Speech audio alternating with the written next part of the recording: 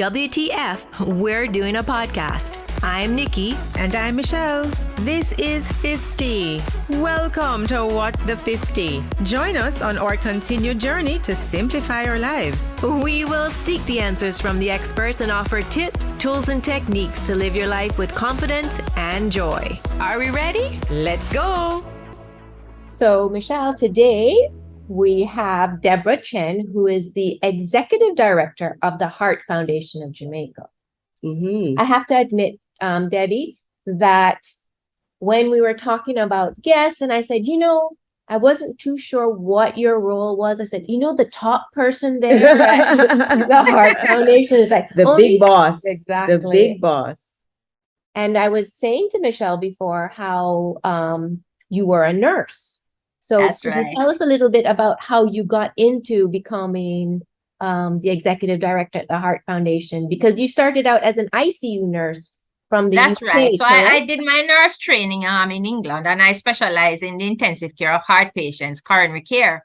And I never did want to stay there. So I came back to Jamaica and was working at the university hospital for a while, and in the general medical ward. And then I worked for quite a while doing sessional work on the intensive care unit. After that, I did a couple other things in between. And then this job came up at the Heart Foundation of Jamaica for the manager for the medical services. That was in 1992. And then I think it was in about maybe a year later, I was asked to take over the role as the general manager, which they eventually changed to executive director. So I've been here ever since. So this year I've actually been at the Heart Foundation of Jamaica 30 years. Wow. And in charge for about maybe 28 or, out of that. Excellent. And Debbie, I know that you're also a scuba diver. Yeah. And That's an my other underwater passion. photographer. That's amazing. Yeah, that's my other passion. Public health is one, and Yes. scuba diving is another. It's just an amazing world down there. I actually did my certification when I was in England, if you can believe, in that cold water. Everybody knows that I don't like cold water, but somehow with wetsuit and everything, because it was an opportunity, it's the first opportunity I had to do the course. And so, of course, I did the training there, which was actually a good thing because it was quite thorough. And I've been diving ever since. I've been diving since I was about maybe 19 years old so I've been diving for many, many years now. So I dive most weekends, weather allowing, and unless there's some other issue, but most weekends, and do travel overseas from time to time. Of course, COVID put paid to that, but, Right.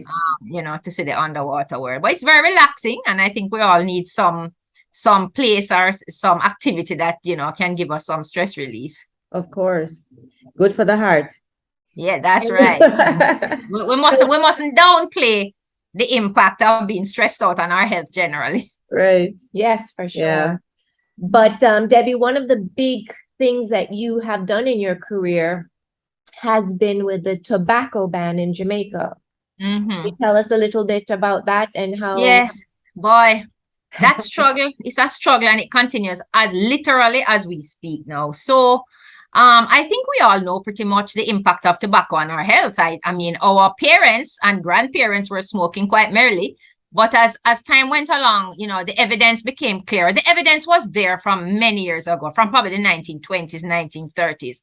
But the tobacco industry, of course, rubbished all the science and, put fake science out there. And because, of course, it's their bottom line. But eventually, nonetheless, in about 1954, the U.S. Surgeon General's report for the first time put pen to paper to say, that this caused lung cancer. Since then, it has been associated with many, many cancers and other illnesses, many illnesses, including heart disease. So, of course, the World Health Organization now, with overall responsibility for health issues globally, was, what are we going to do now? This is a major problem. So they set about creating the first global public health treaty to do with tobacco. So, of course, now that it took years to develop this treaty. The Heart Foundation of Jamaica, through we're the Secretariat for the Jamaica Coalition for Tobacco Control, that is made up of all the leading medical organizations in Jamaica, like the Medical Association, the Nurses Association, and all the NGOs like the Cancer Society and so on. So we formed this group around that same time when the World Health Organization was putting together this treaty. So our first lobbying efforts was to support the government of Jamaica at the time to sign the treaty. Well, that is water under the bridge now, and they eventually signed it in the early 2000s, along with the majority of countries in the world, and it's now in force. Now, part of that treaty is that you have to meet these certain criteria, and one is no smoking in public places and so on and so on.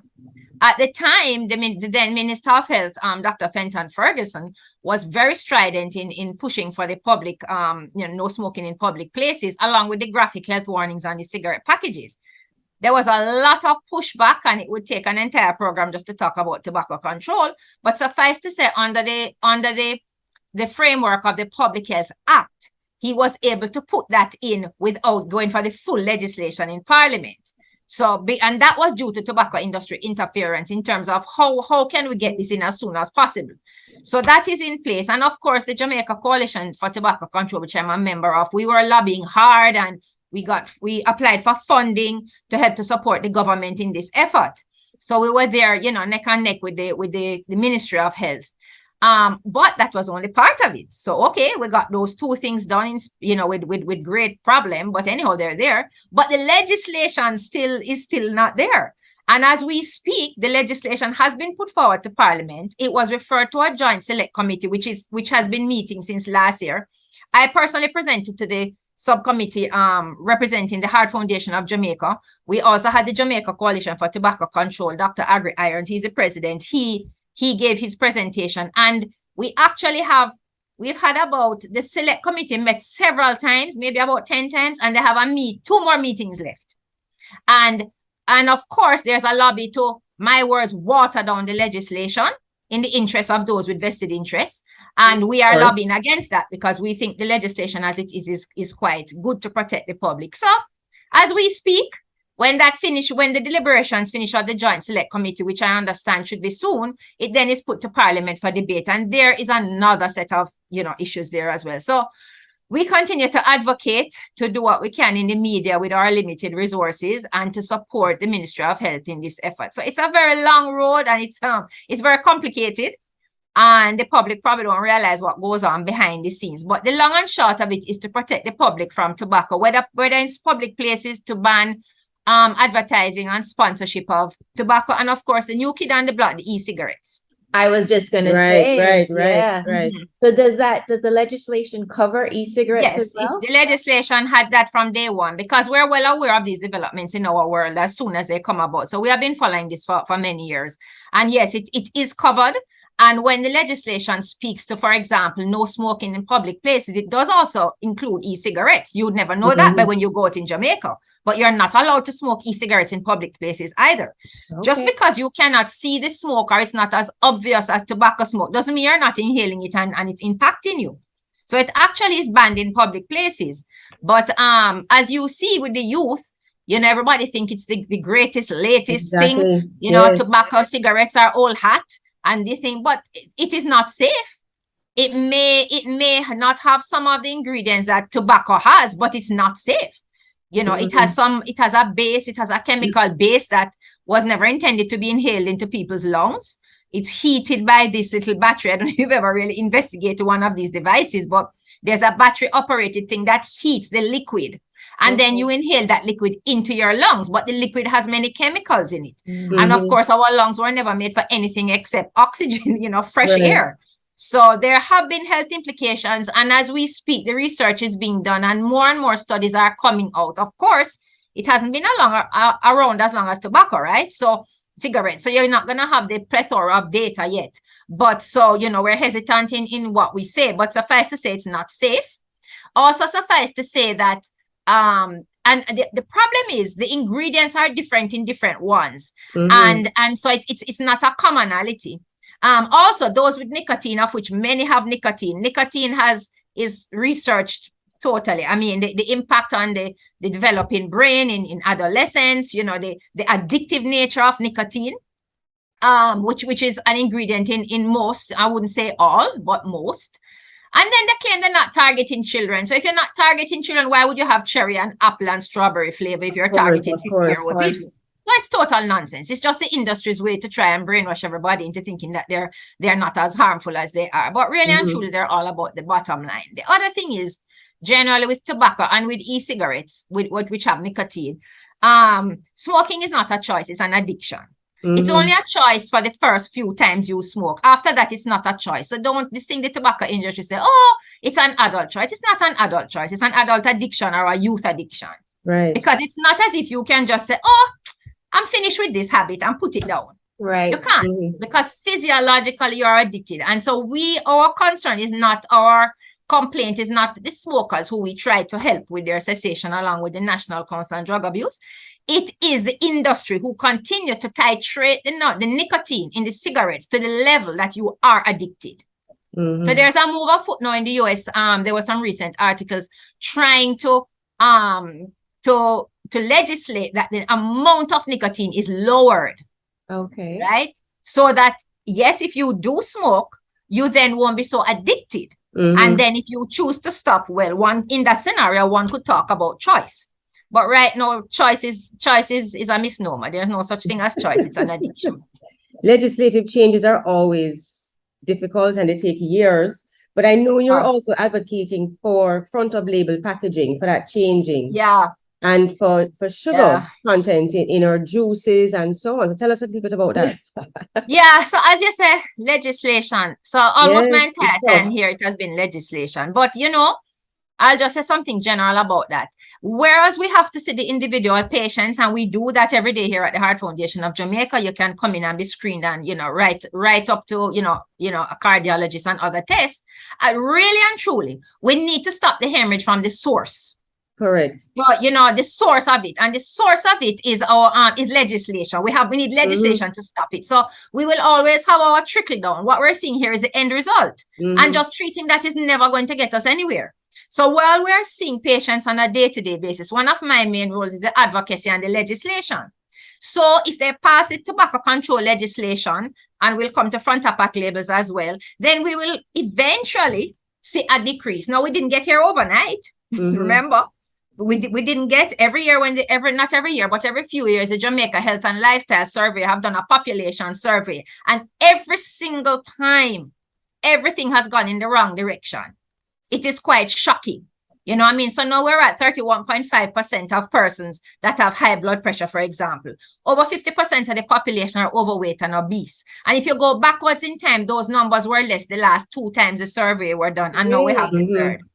Can you imagine what's going to happen with the next one after COVID? As I was going to say, because the last one was 2017. Was Right. the COVID one, was a post-COVID survey. Right, so we don't know now. So given that they did one in 2017 and it's a lot of money to the research, they probably will do it down. But in terms of the figures, like high blood pressure, because I have it here, 2001, high blood pressure was 20.9%. Then it went to 25.2 in 2008, and now we're at 31.5. Wow. And all the other figures, the diabetes, the cholesterol, the obesity and overweight. So obesity was 19.7. Well, let's say overweight was 45.7. That's anybody over a certain body mass index. 45.7 in 2001, which wasn't good then. Gone to 51.8, now 53.9. So any legislation we do is not going to be fixed immediately. You're going to have to take a while for us to revert to our more healthy diets and to cut out the smoking and not to start the e-cigarettes. But on the matter of front of pack labels, so one of the leading risk factors for heart disease, 80% or so of which is preventable, has to do with improper nutrition. Right. And the obesity figures that you see here show the evidence there. So what it is now is, after the war, during the wars and so on, after that, there was food insecurity, as you can imagine. And at the time, it was encouraged to have manufacturers of food and processed food and naturally preserve food for the troops and all of that. But then as time went along, it went too much in the other direction. And now we're eating ultra-processed food, even when we don't have to. So now with the proliferation of ultra-processed food, when these products, some of them I'm hesitant to call food, actually, because I don't know that they're food. They're chemical combinations that are, and if you look at the package, you cannot pronounce half of the words. When they're being developed, it has to do with food scientists who are looking at taste and cost. Health is not one of the considerations. Yeah. Anyhow, we are where we are. So what are we going to do about it? And what we want to happen, and I say we broadly, we the Heart Foundation are pushing But this is what the World Health Organization, the Pan American Health, the Ministry of Health here, and many other advocates globally. So it's not a thing that the Heart Foundation of Jamaica are on a jolly of their own, is to give people the information with which to make informed choices. So, okay, of course, the stuff is all in the supermarkets. That is another story. But it's to make informed choices. So at the moment, if you look at the back of these labels, no matter your educational level, I guarantee that you don't know what they say. And also, you are rushing now. You're rushing home from work, rushing home, picking up the children, and you're pushing your trolley around, and oh my God, it's raining, and I have to get home. And you're supposed to take up every single label and say, all right, 30 grams of sugar times 1 or 2 things at the top, divided by 4 grams per teaspoon. Therefore, this drink has in 12 teaspoons. That is not going to happen. If Not you can happening. eat that, First of right? all, it's in such small print, Yeah, you can't yeah. even see it. Yep. And with us at this stage, the over 50 and the glasses, Absolutely. we Yeah. can't even So you read see, it. that is a non-starter. However, there are industry people that are quite happy for that, because when Of you course, don't know, of you don't course. know, We so just you grab buy it. So what we're advocating for, so a study was done in Jamaica by the Pan American Health Organization and UTEC, and they went they did a properly designed study, and they tested several types of labels in the Jamaican population. You know, there's a traffic light, there's different types. And the one that came out as being the most effective, meaning that the people understood what it was saying, was this black octagon shape. So it's a black octagon shape, black with white writing in the middle. All it says is high in sugar, or high in salt, or high in fat, or high in calories. So what will happen is that on the front of the package now, so you take up a drink or a pack of cookies, I don't know, and you don't see any black octagon, you say, okay, so this is within keeping then. I can buy this. Or it may have 3 black octagons on it. Salt, fat, and sugar. You say, oh boy, you know. All right, I like this thing, so I'm going to have it today, but then I kind of mind, you know, I won't have it, you know, and you kind of decide, you decide what you want to do. Right now, you put everything in your trolley and you have no idea what you're buying. So we're advocating for these front of pack labels to inform the consumer so they can choose what they buy, right? Of course, we're getting no end of resistance. Of course. Because truth be told, maybe a lot of the stuff in the supermarket is going to end up with at least one octagon. But that's what we're saying is, okay, reformulate then, right? You know that this thing is above the, you know, the standard required for optimal health. So try and reduce the sugar, try and reduce the salt, whatever, right? People, it's not that people won't buy them again, but they'll choose. But you're going to be worried now about your sales. And to be honest, we have had some manufacturers who are trying. It is not everybody. We have some who adamantly are fighting tooth and nail for no change. Absolutely. Right? Up to and including the fact that the Heart Foundation of Jamaica was sued. But we do have other manufacturers who are genuinely concerned, never were aware of it before. And say, oh boy, you know, of course I have to look at their, you know, products. Are they going to taste good? What can I do? Right, and the taste is going to be affected. So we appreciate that, and any rule that came out or a law like this would not be immediate. You know, if it were even not to be agreed, there would be a 2-year or something, right? And people would have time to rethink. Of course, hopefully the market would then demand healthier things and then just not buy the things, and then people will be forced to have to do something. Right. Then we'll become more in tune, or more our taste buds with a little less salt, a little less sugar, and then hopefully in the long term we would see our health status improving. It's not one thing, eh? It's not like you're going to say, well, front of pack labels is the only thing. There's other things. There's health education programs, you know, there's in the Ministry of Agriculture to more look at the farming and if necessary subsidies so that we have more access to fruits and vegetables throughout the year. So that what we were saying was that the other thing that we're advocating for without any success whatsoever is a tax on sugar with sweetened beverages.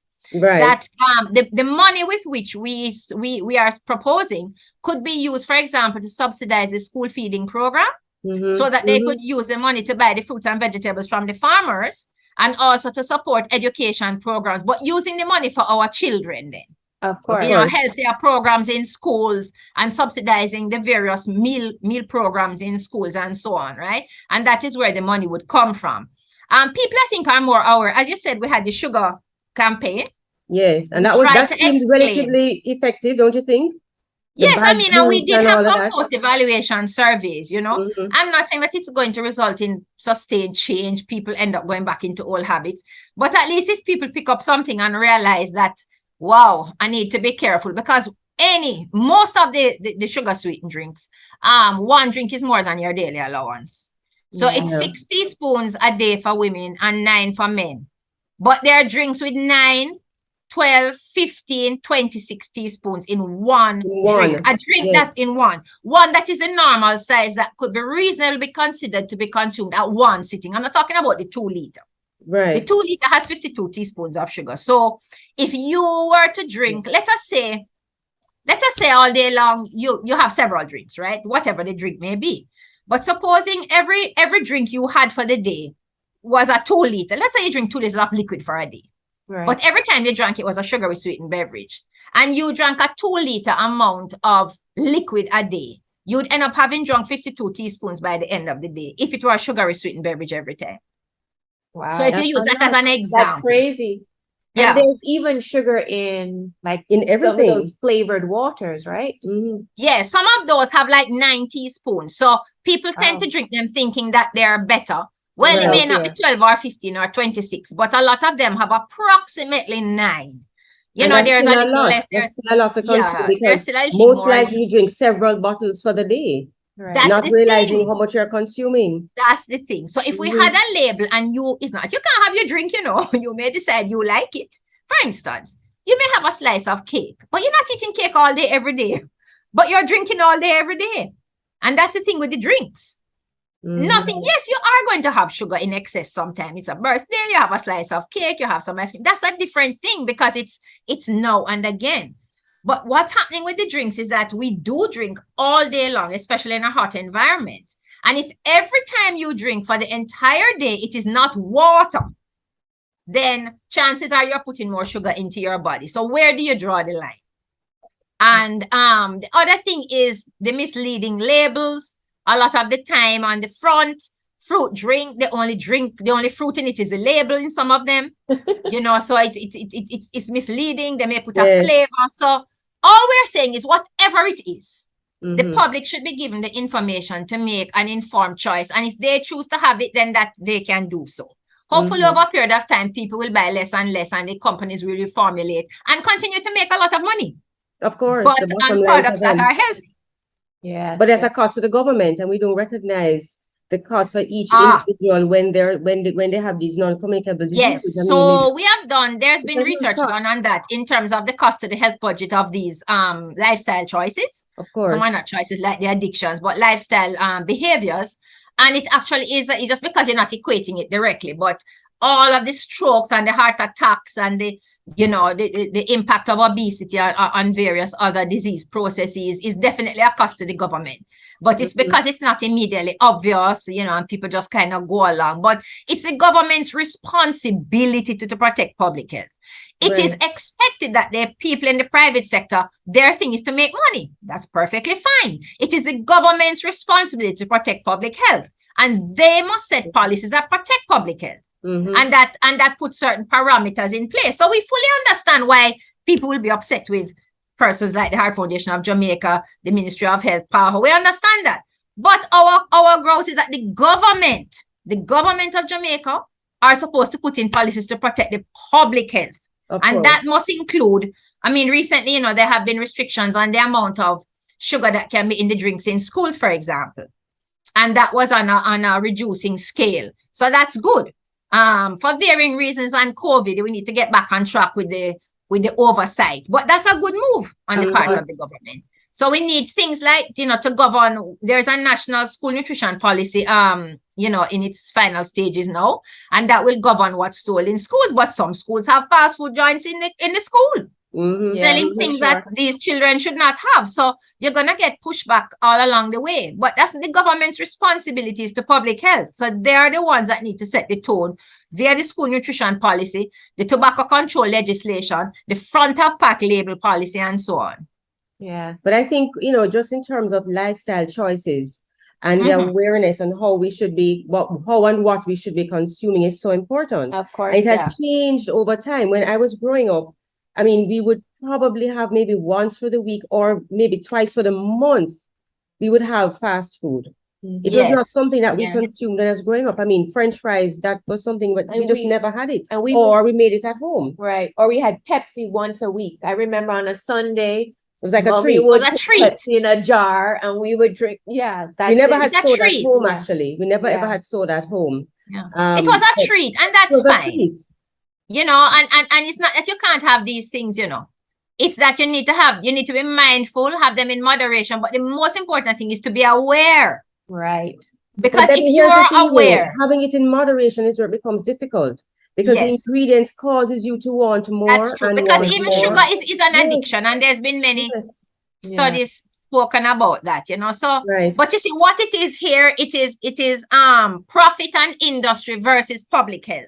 Of course. And us in public health, of course, we don't have funding, right? So we are an NGO, a charity, along with our partners on a shoestring trying to give the public the right information. And then we're up against the powerful persons who who control many things in the society. But what we are saying is people should be given the information, and the information Absolutely. needs to be understandable from the lowest literary level to the Right. highest level. Absolutely. So it can't be, oh, well, there's a label already. No, really. You know, who can it? We have in some segments of our society, low literacy, but that is not relevant. You just need to be able to look at something and know if it's has too much salt or not. For example, you have high blood pressure, right? There's somebody I know who is a lecturer at university, and she was having high blood pressure problem, and she was telling me gleefully that how she had cut down her big breakfast in the morning, so the yam and the banana, and she used to get up early, and that's her thing. Good. But she says, no, I have this thing. And so what I am doing is I stopped all of that. So every morning I have like 5 or 6 crackers. And I was like, 5 or 6 crackers. So I asked her to send me the label of the particular thing she was consuming. She was having more than her entire day allowance before she left the house in the morning of salt. Oh, no. my goodness. And probably Right? the banana and the yam and stuff That was was better. better. for That's her. Absolutely. Absolutely. So I went, oh my goodness. So when she sent me the label of what the brand she was using, I had to put, not only that, remember, people with high blood pressure need a low salt diet. What I'm talking about was like a normal daily allowance. So she wasn't even allowed, for want of a better word, that amount. And she was quite trying her best and stressed out, and she just had no idea.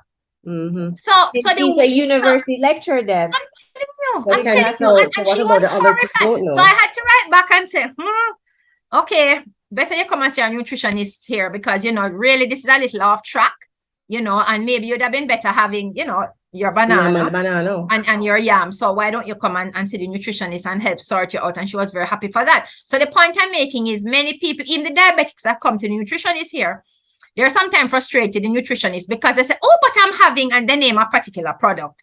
And the product is not healthy. But because of the marketing and how it's positioned, they don't know. And the nutritionist is saying, why is your sugar still high? And when they sit down and do a diary, they realize that the person thought they were having something healthy, And you have other products that say low fat, but they're full of sugar. Right. So anyway, so the only way to solve all of this is to have a front of pack label saying high in whatever it is. Right. And then So if my friend wanted to have her salty crackers, well, she could decide how many and how often each week, and she could decide whether it's worth the risk, or she may cut down on it and still have a cracker now and again. But then she'd be aware that in her situation, she's a little overweight and she has high blood pressure, is it worth the risk, and where do you draw the line there? But right now, as it stands, even us, we're not aware. We pick up things and we think we're buying healthy things. Yeah, But like when you look at the kombucha, label, and the packaging is kombucha, yogurt, all of those things that we think are healthy have a lot of sugar in them. My youngest son Right. actually reads labels now. Sometimes it gets a little bit annoying, but he literally takes up packages and no, mom, it has blah blah blah, too much. I of agree. that, too much of that, and he's That's the way to 16. go. He will not eat fast food. He would prefer to go home and prepare something. So Yeah, I think it's a I think challenge. education in the schools Right. is excellent, and that brings me now to the Heart Foundation. And we're just coming off of World Heart Day, which was a Mhm. big thing going on with the lighting of Emancipation Park and lots of screenings around. But the Heart Foundation, as you were about to say, Just sorry. very active. And I mean, I love the fact that you're pushing not just for legislative changes, but also to create that awareness. Right. And you do a lot of Mhm. work in the schools as well. So tell us a Yeah, little so bit about that. Yeah, so last year was our 50th anniversary. So we were Congrats. started 50 years ago by the Lions Club of Kingston. You know, Right. there were a group of stalwarts there at the time. Peter Bangata, who has passed away, was one of them. At the time, there was something called the Health and Welfare Committee, and there were some cardiologists in the club at the time. So with that, and at the time, rheumatic heart disease was a big issue. So that's how we got going. And the Wow. Lions Club continued to be on our board of directors and still have oversight for the foundation, you know. So in terms of our general awareness and screening, so anybody can turn up at our office, 28 Beechwood Avenue, and say, I want to screen. I want to know what's happening to my heart. You don't need a letter. You have to don't be a need member to come in, Debbie? No, or can you don't just have to be a member. walk If in? you're a member, you get further you know, reductions. But Okay. you just turn up, and then we will recommend, chances are that you do some basic tests. And depending on the outcome of those tests, we will take it further if necessary. In which case, we have a pharmacy here. We have several cardiologists on different days. We have a biomedical lab, and we offer more advanced tests. So if the cardiologist says you need to have an echocardiogram or a stress treadmill, whatever, then that could be done here as well. So Wow. it's like a one-stop shop. So you do everything. And we do have a blood pressure clinic and diabetes clinic every Thursday and Friday till midday. So the doctor is there and people just turn up and just do their checks and get their prescription refilled or changed as necessary. And then we do offer the basic screening services on island-wide on the mobile team. So organizations will call us and we will go and set up at church groups or health fairs that service clubs have, or schools, whatever, PTAs, and we do it island-wide as well. If you're a member, then there's further discounts. The schools program now, unfortunately, due to COVID, we are now trying to get back on track. So we're in about 10 or 12 corporate area schools. And I say corporate area, meaning St. Catherine as well. The problem is we don't have funding for the program, so we have to do it in addition to our other work. We have a group in England called the Friends of the Heart Foundation UK, and they give us something towards the salary of a full-time health educator. Okay. So what happened? So we're not able to expand as we would like unless we were to get a project funded that we could, you know, really go out. But in these schools, we have a curriculum developed, and it's a healthy heart club, which is an after-school activity. So if it's on a Tuesday at your school, you go, and 1 week we talk about physical activity or nutrition, and there's a school coordinator. And right now we're in touch with all the schools and we're trying to get back on track. We had hoped to do it online in COVID, but the poor schools were so inundated with other issues that it never took off, even though we put everything online. So now we're going to start our meetings again, you know, any day now, and we continue. But we do give talks otherwise. Right now we do have a funded project, the Global Health Advocacy Project. And so because of that, we have some extra team members for the duration of the project that are available to go into schools and workplaces and give talks on nutrition issues. Okay. So it was through the project that we were able to run those ads about sugar and to run the current ads that we have on front of pack labels. Because the Heart Foundation of Jamaica in and of itself wouldn't have funding for that level of publicity. So we do apply for funding, and in fact, we have been funded at the moment. So that's how we're able to carry out that work. Okay. So if we have an organization or a school, would the Heart Foundation come in to do? Yeah, so right. So especially as I have the funded project now, we do have team members who have a listing, and they will fit people in to come and give presentations, bring their sugar samples showing how much is in which, you know, type of bottle, right. Talk to people about the labeling, talk to people about, we do try to teach persons how to read the labels, although it's probably exercising futility in any population sense. But we do have sessions like that. We do give information if people are interested, and just general, you know, heart healthy information about how to live a healthy lifestyle. But do you also do outreach screenings? Like if at our school, for instance, if we said, oh, let's have them come in to screen the teachers. Yes, we do. And we have done that in the past. I said COVID paid to that for a while. But yes, we do. We do go into schools, and it is advertised before. They're the PTA and the teachers, and then we say, okay, the cost is X or whatever. And then we turn up on a certain day and we schedule people. So we can be in a school for a whole day or two, depending what they want. Some companies that have us in may choose to pay for their staff. It depends, because of course, you know, with COVID, everybody's in a tight economic situation. But we do go in some companies and they'll say, okay, you know, screen these 50 people and they know the cost before, give us an invoice and, screen 50 people free for us. Or they may say, okay, they'll pay half. Or some companies may say over a certain age, or maybe based on certain criteria, they choose who to get screened. What you know, does a so it just screening depends. include? What's included in a screening? All right. So one of the things we do is an electrocardiogram, the ECG. Okay. That is not 100% proof of anything. It's just an indicator. So that measures electrical activity of your heart at a moment in time. But that a negative or a normal ECG in and of itself is not 100% proof that you don't have any heart issues.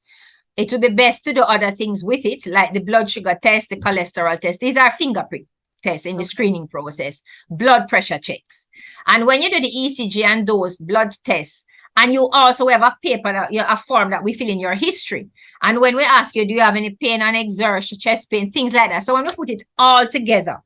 So for example, you have a normal ECG, but you tell us that whenever you go up the stairs, you're having chest pain, then the normal ECG, you would have to be referred because it may be that when you're at rest, nothing is really showing, but you need to do as maybe the cardiologist would recommend a stress treadmill because when your heart now is under pressure, it shows, it exposes the risk more. So it just depends. It's just a first step, but everything has to be in place. The ECG, the blood pressure, the sugar, the cholesterol, and the history and family history too, if you have a strong family history. So we may then recommend, okay, go back to your GP, see the cardiologist depending. If the ECG is 100% normal, but there's other indicators, we may say, okay, we stamp it, take to your GP or come to our clinic. If the ECG itself is abnormal, the cardiologist who read it to determine that would have put a recommendation, recommend stress treadmill, recommend stress echo, recommend you see a cardiologist, go back to your GP, whatever. So obviously we would follow through on that, whether you want to stay with us at the Heart Foundation of Jamaica, or if you have your own cardiologist or GP that you prefer to go back to. And then we get, we just keep going like this. So we do all the tests, see what the end result is. Maybe you need to go on medication, or we have a pharmacy and the medications are like a one stop. Yeah. I'm actually a member at the Heart Foundation. Oh, really? Yes. And if you're a member, it's less expensive as well. Okay. And then we may say to you, okay, how about seeing a nutritionist, for example? Okay. Because if you're overweight or even have high blood pressure and normal weight, do you know what foods are low salt? Exactly. And what is low salt? So it depends what we find. But basically, you could really have all your heart health taken care of here up to the point where hopefully you don't need it. But if you have to go further. Right. So if they have to do an invasive test, an angiogram, where they put dye into the blood vessels of the heart and see if there's any blockages, then that would now take us to the next step. And then that would be done whether privately or at the university hospital, and then that would be a referral. But then having done that, whatever that is, certainly for monitoring and coming back regularly to see the cardiologist, then that could be done here.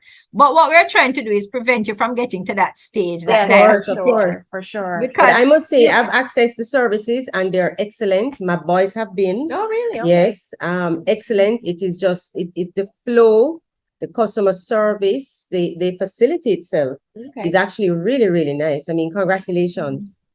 We try. We have little hiccups sometimes, but we try to offer good customer. What we try to do is to remove the barriers to access. Right. Because everybody gets put off. Oh, I can't be bothered going there. I have to wait all day. I have to be, people are rude to me. I need a paper. It costs too much money. So we kind of look at those criteria and we try and eliminate them. Even, like I say, it's not all smooth sailing sometimes, but we do try to make it accessible. So that now, of course, if and when we find something, then of course we take the next step. But we're trying to cut out all of that because some people just don't go, They don't go because they just can't be bothered with the, what they think they're going to encounter. Especially people who can't afford a certain level of care in the private sector, which we understand the reason for the costs, We operate by the subsidized user fees we charge.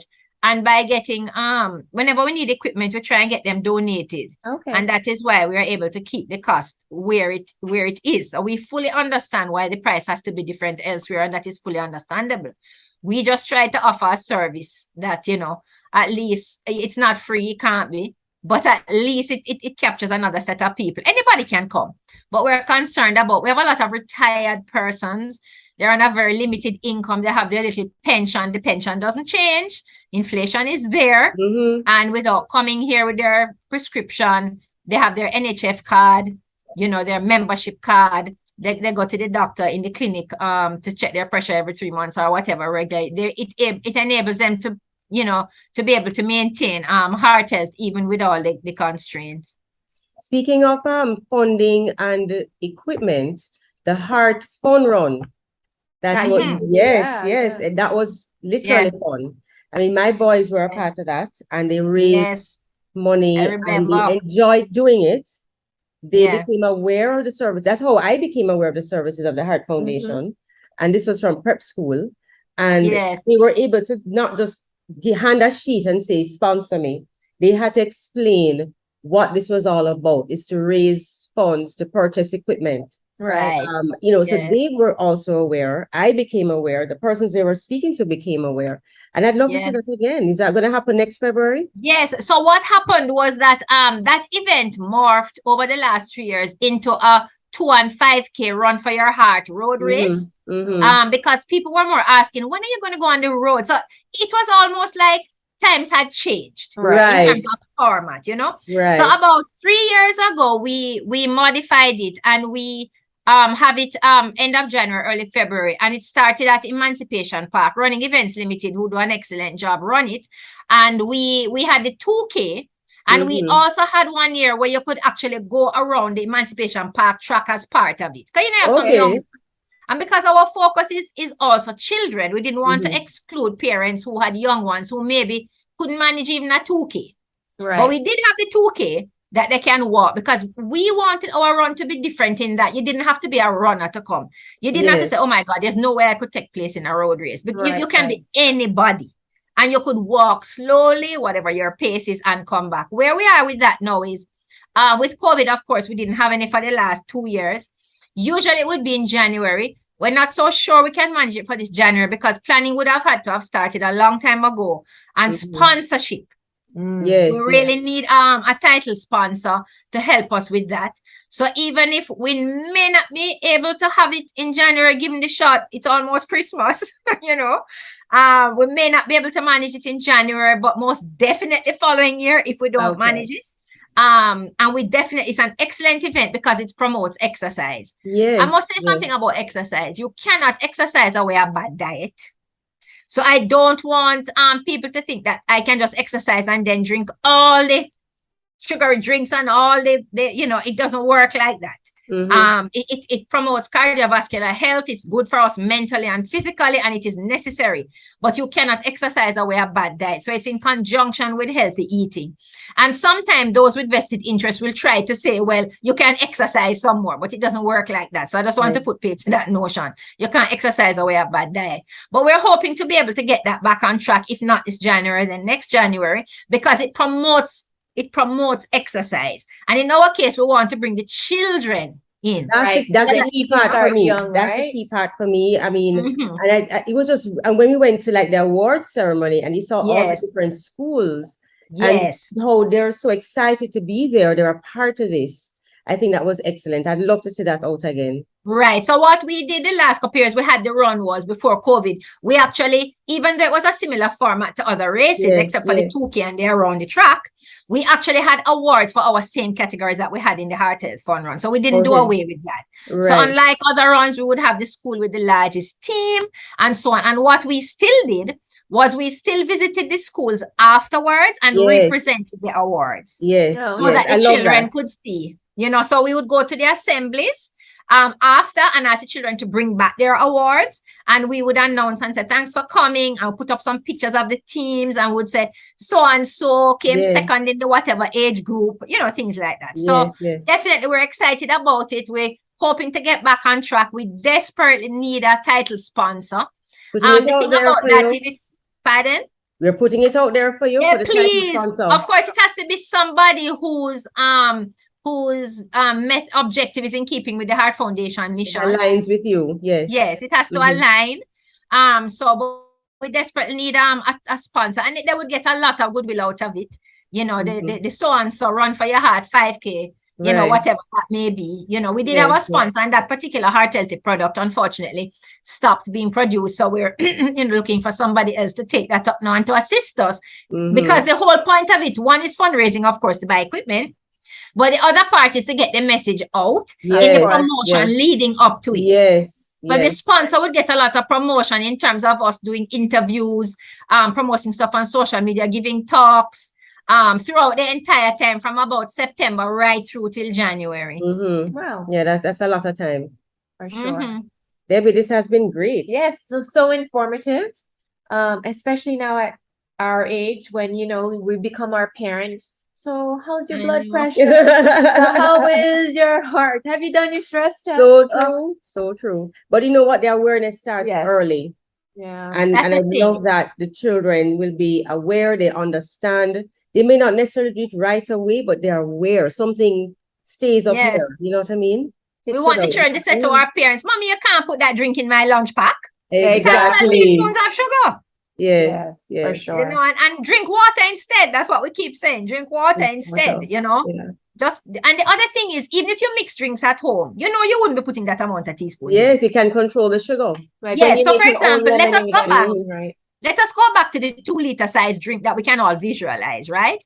Now let us assume that was in a jug form, which, you know, we have at home, and you were to pour it in there. So it'd be about the same. If you were mixing some kind of a drink, would you put 52 teaspoons in that jug? No, Definitely not. not. That's it. So even if you mix drinks at home and you use sugar, let us say limeade or whatever you want to put in there, right? You would not put 52. For So sure. it is still better to mix your jug, right? The equivalent 2-liter size, and put Mhm. sugar in it. You will Sure. not put 52 teaspoons. Such For a good sure, for point. sure. But anyhow, thank you so much, Debbie. Thank you for your time and You. all Well, thanks of for your getting the talking. message out. We hope people Yes. will, you know, be aware, get heart screened. If they're in Kingston, they can come to us at 28 Beachwood Avenue. I will send you the information for contact sure. information Yes. to And put we will up put it in and our the program. prices. Yes. Yes. Perfect. Thank you. Great seeing you. All right. Take care. Thanks for Bye. having me. Bye. Thanks for tuning in to this episode of What the 50. Please show your love and encouragement by sharing, subscribing, and leaving a review wherever you're listening. And don't forget to like and follow us on Instagram. And please join our active Facebook group at What.the50.